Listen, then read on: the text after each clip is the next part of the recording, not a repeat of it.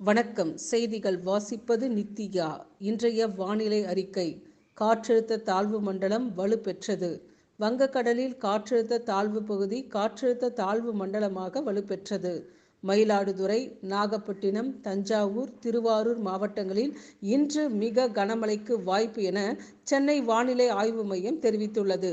தமிழ்நாட்டில் இன்று தொடங்கி 5 நாட்களுக்கு கனமழை நீட்டிக்க வாய்ப்பு. மேலும் 9 துறைமுகங்களில் 1ஆம் எண் புயல் எச்சரிக்கை கூண்டு ஏற்றம். சென்னை, கடலூர், நாகை, எண்ணூர், காட்டுப்பள்ளி, பாம்பன், தூத்துக்குடி, காரைக்கால், புதுச்சேரி ஆகிய 9 துறைமுகங்களில் 1ஆம் எண் புயல் எச்சரிக்கை கூண்டு ஏற்றம். தமிழகத்தை நோக்கி காற்றழுத்த தாழ்வு மண்டலம் நெருங்கி வரும் நிலையில் புயல் எச்சரிக்கை கூண்டு ஏற்றப்பட்டுள்ளது. டெல்டா மாவட்டங்களில் நாளை முதல் 2 நாட்களுக்கு ரெட் அலர்ட்.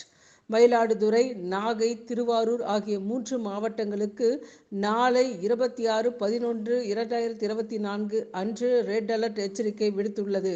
மயிலாடுதுறை, கடலூர், காரைக்கால் மாவட்டங்களுக்கு நாளை மறுநாள் 27/11/2024 அன்று ரெட் அலர்ட் எச்சரிக்கை விடுக்கப்பட்டுள்ளது.